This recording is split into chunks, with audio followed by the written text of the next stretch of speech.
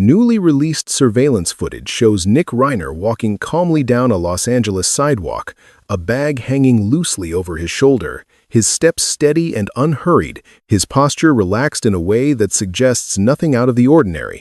There is no visible panic, no urgency in his movement, and no outward sign that anything is wrong.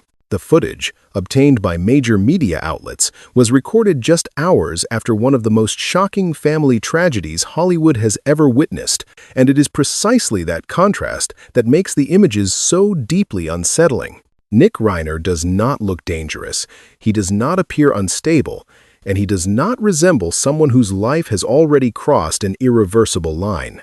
Nearly a month has now passed since the deaths inside the Brentwood home of Rob Reiner and his wife, Michelle Singer Reiner, a case that initially stunned the public as an unimaginable crime before slowly revealing deeper and more disturbing layers. What first appeared to be a sudden and incomprehensible act has since evolved into a far more complex narrative as investigators continue to release new details piece by piece. With each update, the story grows heavier. Not because it becomes louder or more dramatic, but because it becomes increasingly quiet, controlled, and methodical. According to investigators, this was not a random incident, and it was not the result of a sudden emotional explosion. A preliminary forensic report helped narrow the critical timeline, indicating that whoever was responsible did not need to force entry because they already had access, familiarity, and full knowledge of the home. There were no signs of intrusion,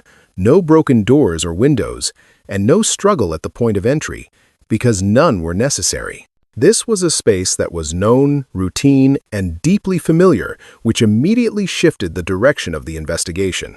In the hours that followed, the individual at the center of the case checked into a nearby hotel, acting calm and composed, drawing no attention as he paid, received his room, and remained largely silent.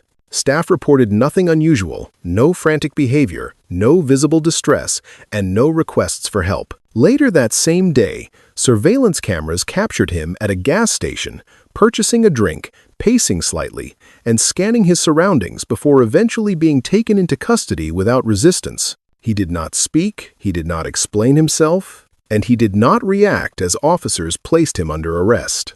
As investigators began reconstructing the timeline, early assumptions quietly collapsed under forensic review. What initially appeared to be a single, isolated act was later understood as something far more deliberate, unfolding over a longer period of time rather than in a single moment. And as these details came into focus, one question began to overshadow everything else.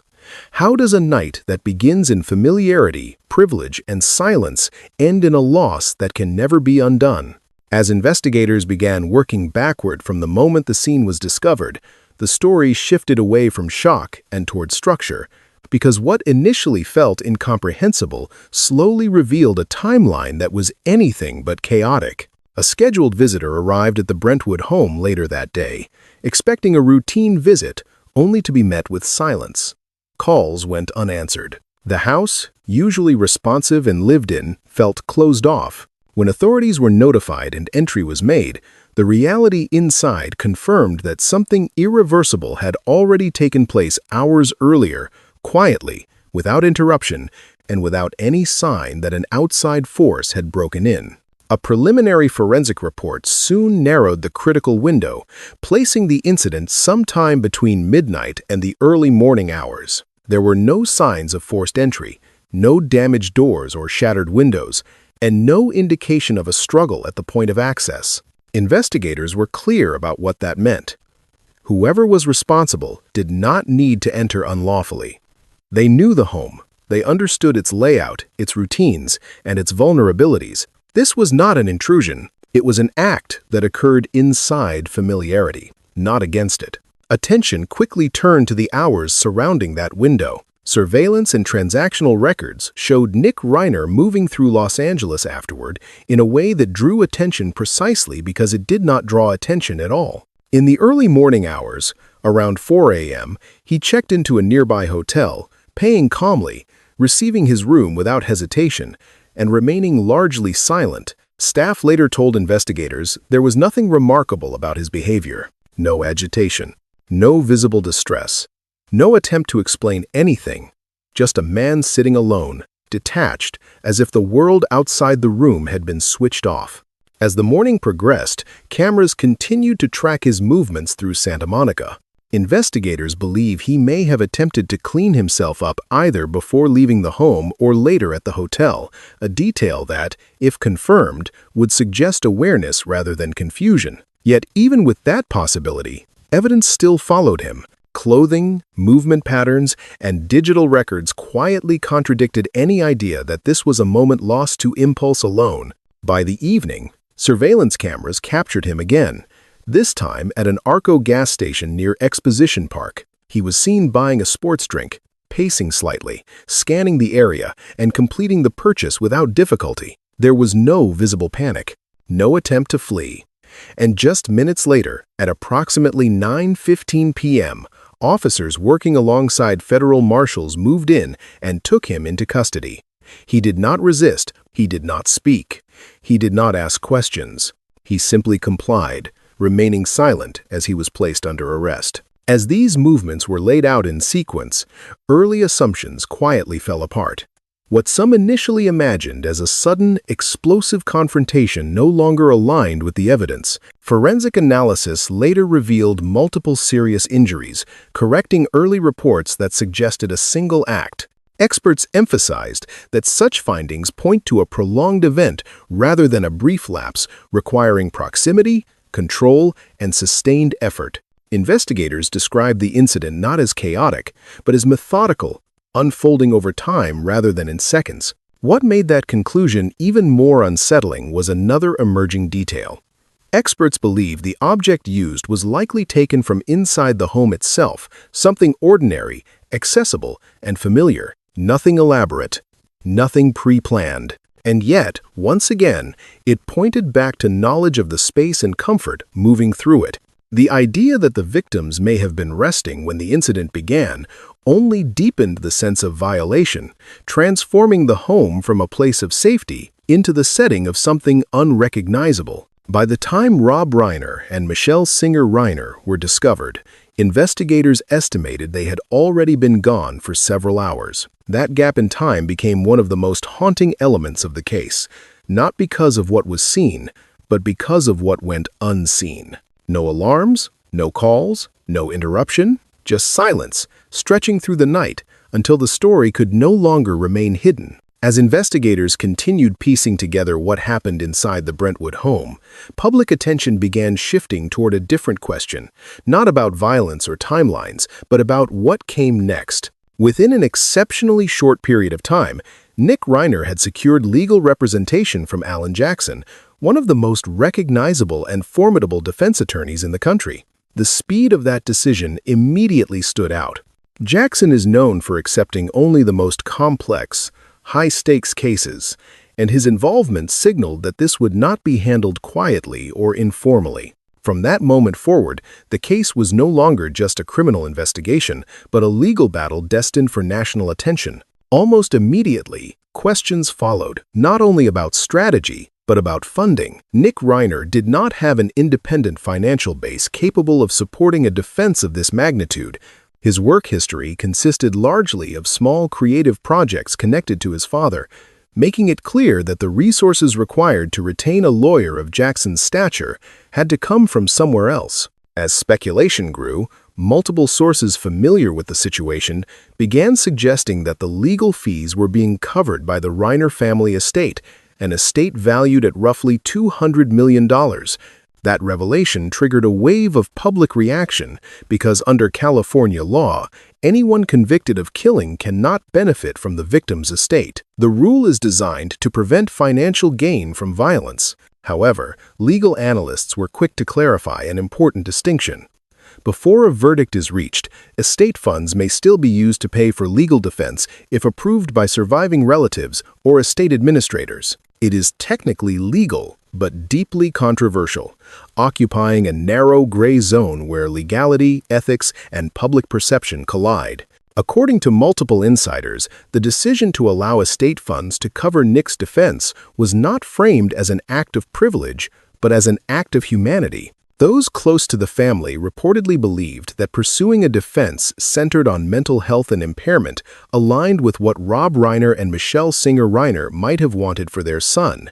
In their view, ensuring that Nick received the strongest possible legal and psychiatric representation was not about shielding him from accountability, but about acknowledging years of documented instability and trying to steer the case toward treatment rather than pure punishment. That explanation, however, did little to quiet the backlash.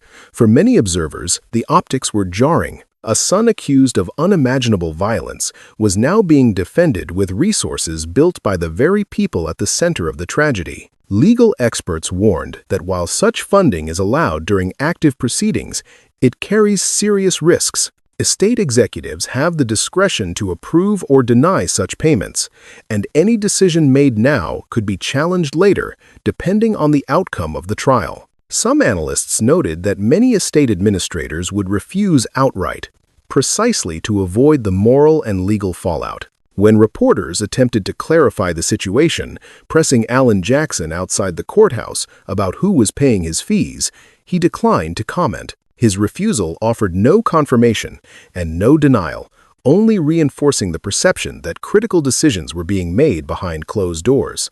That silence became part of the story itself, amplifying the sense that privilege and access were shaping the early stages of the case. Nick Reiner's first court appearance further underscored the gravity of what lay ahead.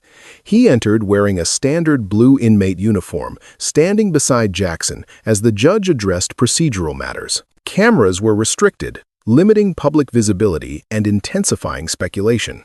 Jackson immediately requested a delay of the formal arraignment, a strategic move designed to allow time to evaluate evidence, shape the narrative, and determine whether a mental health-focused defense could realistically influence the charges. The judge granted the request, setting the next hearing for January 7 full year and ordering that Nick remain in custody. Legal observers believe the defense will continue emphasizing context rather than denial, focusing on long-term substance abuse, psychiatric history, and impaired judgment as factors affecting intent. Prosecutors, however, are expected to argue that the sequence of events shows awareness and control, pointing to actions before and after the incident as evidence of deliberation.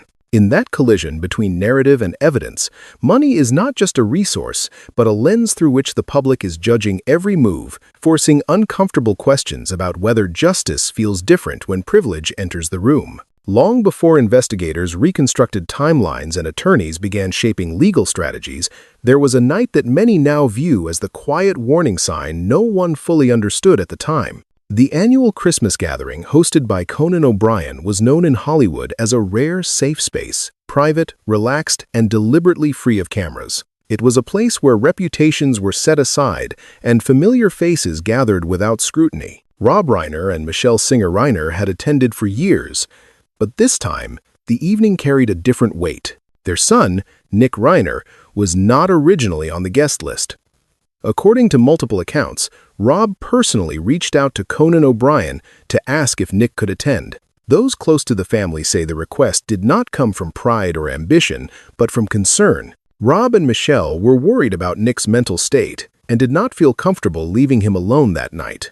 Bringing him along felt safer than the alternative, a decision that would later feel heavy with hindsight. From the moment Nick arrived, several guests sensed something was off. While laughter and conversation flowed easily around the house, Nick lingered at the edges, his hoodie pulled tight, his posture rigid, his attention unfocused. He did not blend into conversations so much as interrupt them, approaching guests abruptly and asking flat, repetitive questions such as, "What's your full name?" or "Are you famous?" The questions themselves were not aggressive, but their delivery was unsettling, stripped of social awareness or emotional warmth.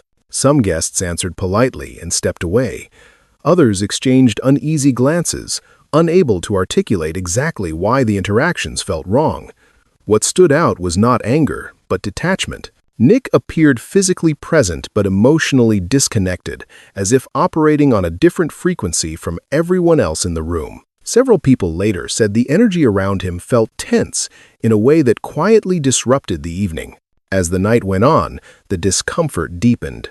Witnesses described moments when Nick stood too close, stared too long, or interrupted private conversations without recognizing boundaries.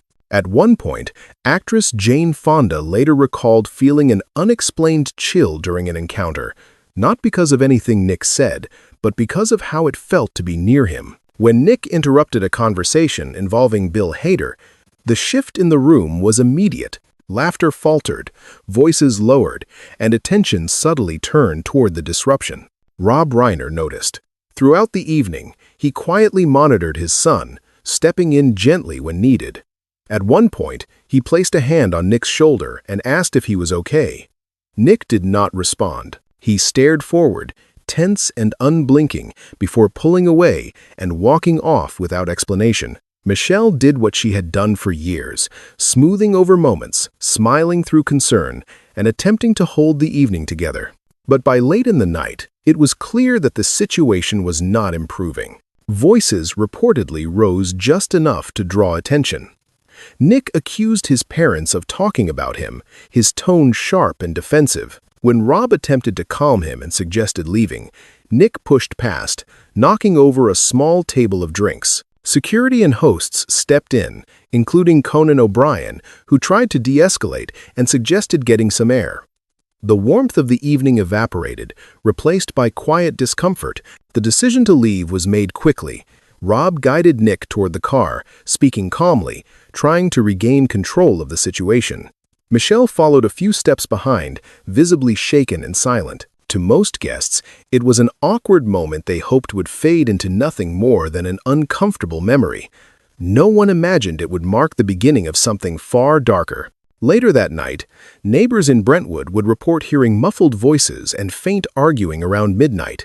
Nothing alarming enough to prompt a call, nothing that felt urgent in isolation. But in hindsight, that ordinary silence became part of the story. What makes this night so haunting is not a single explosive moment, but the accumulation of small signs, each dismissed on its own, all of them now impossible to ignore. Behind the events of that night was a history that did not begin suddenly and did not resolve quietly. Nick Reiner had struggled for years with substance use and instability, a pattern that those close to the family say began in his mid-teens and hardened over time. Early experimentation gave way to dependence, and dependence gave way to cycles of treatment and relapse that became painfully familiar. From the outside, the story appeared to follow a common arc. From the inside, it was a constant state of vigilance. Rob Reiner and Michelle Singer Reiner responded as many parents do when faced with a child in crisis, with intervention, resources, and an unwillingness to walk away. Nick entered rehabilitation programs multiple times, sometimes showing progress, sometimes leaving early, sometimes returning home hopeful, only to unravel again. Each attempt reset expectations, and each relapse eroded them. Friends describe a family caught between belief and fear, never sure which would define the next chapter. Rob believed deeply in structure. He held on to the idea that responsibility and creative purpose could anchor his son, repeatedly inviting Nick into projects, routines, and collaborations that offered both supervision and meaning. Michelle, more private and reserved, focused on maintaining stability within the home, absorbing stress quietly while shielding others from the full weight of what was happening. Together, they tried to create an environment where recovery might finally take hold. There were moments when it seemed to work. In his early 20s, Nick managed to remain sober long enough to collaborate with his father on a film that mirrored his own struggles. The experience briefly restored trust and optimism, offering a glimpse of what redemption might look like if momentum could be sustained. But that stability proved fragile. By the late 2010 seconds, a significant relapse reportedly brought unpredictable behavior and incidents that pushed the household to its limits, forcing Rob and Michelle to confront choices they had long hoped to avoid. When boundaries tightened, Nick drifted away. He moved between states, Maine, New Jersey, Texas, living without consistent housing or direction, surviving on temporary connections and unstable routines. Those years were later described by people familiar with the situation as his darkest stretch, marked by isolation, risky associations, and a steady erosion of support systems. While his parents watched from a distance, they struggled with the reality that proximity no longer guaranteed safety and distance did not bring peace. Eventually, the family tried once more. Nick was allowed to return to the Brentwood home under the belief that closeness and supervision might prevent another downward spiral. But those closest to the Reiners say hope was already thinning. In the months leading up to the incident, Nick's behavior grew increasingly erratic, punctuated by sudden mood shifts, unexplained absences, and late-night calls that left his parents exhausted and anxious. Friends describe a household under strain, where concern had become routine and uncertainty had become constant. What some described as tough love followed a recalibration meant to reintroduce boundaries without severing ties. It was a narrow line, and one that proved difficult to hold. Nick resisted constraints, pushing back against oversight and expectations, while Rob and Michelle struggled to balance protection with accountability. The result was not resolution, but tension, lingering, and unresolved. This long history now sits at the center of the case, not as an excuse for what happened, but as context for understanding how the situation reached a breaking point. It raises questions that defy simple answers about responsibility, limits, and the endurance of parental love. Rob once said that being a parent means never giving up on your child, no matter how far they fall. In this case, that belief carried the family through years of effort, only to end in a tragedy that reframed everything that came before.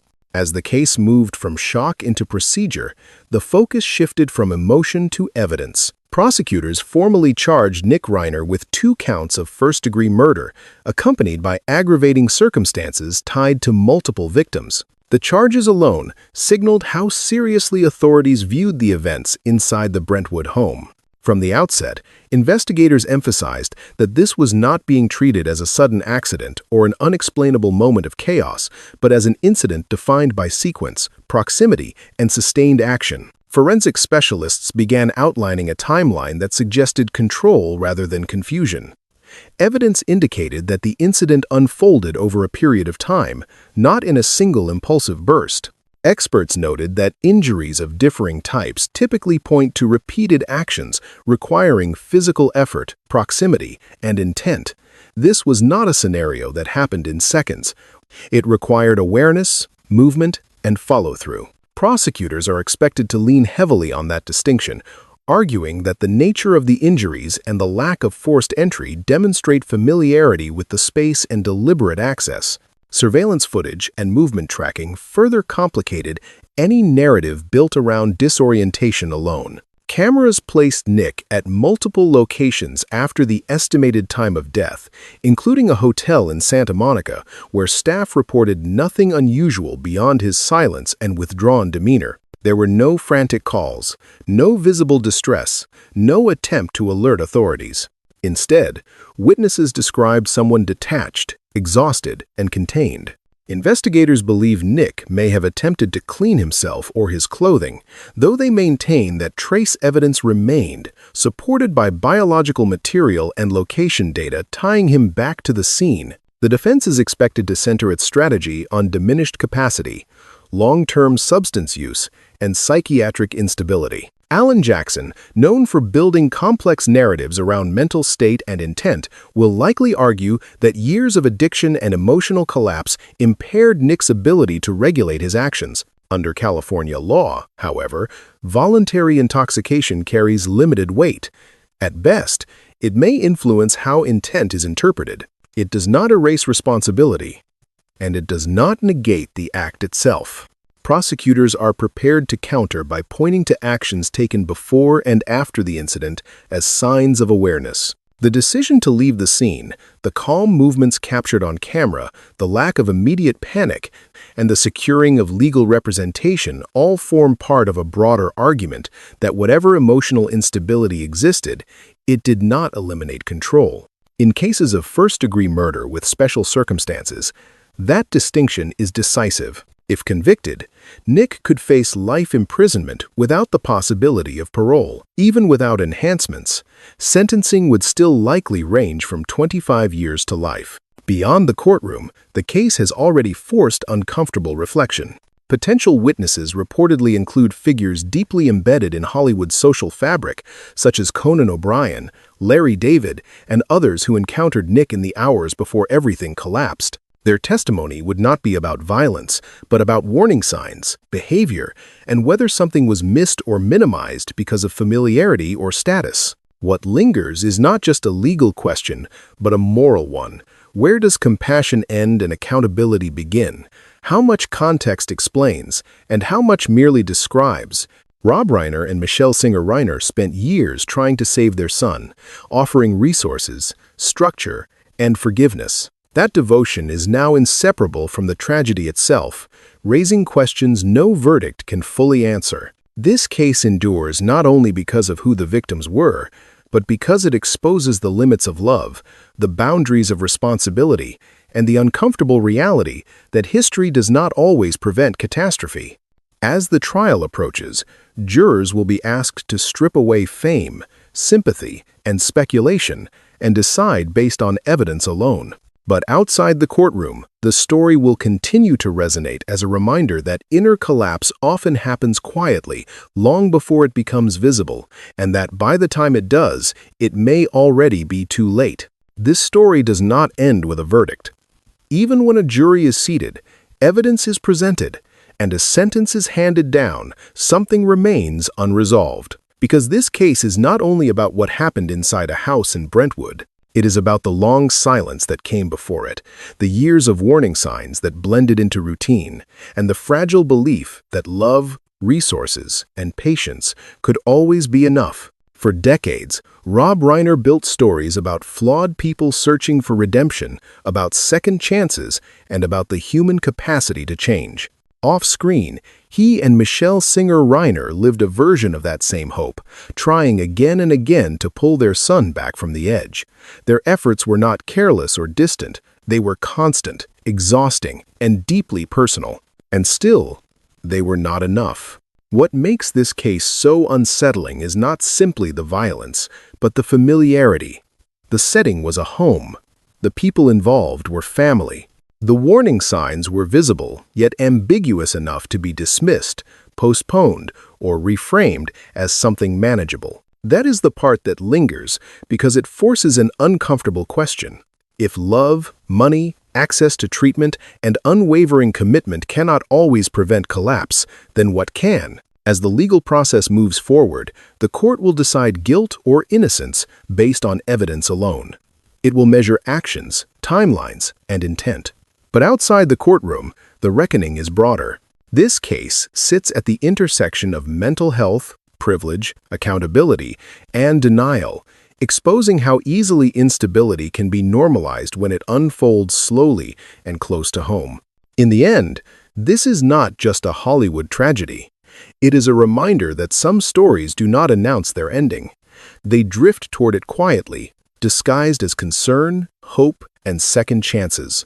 And when the moment finally arrives, it forces everyone left behind to ask whether the signs were truly invisible or simply too painful to confront.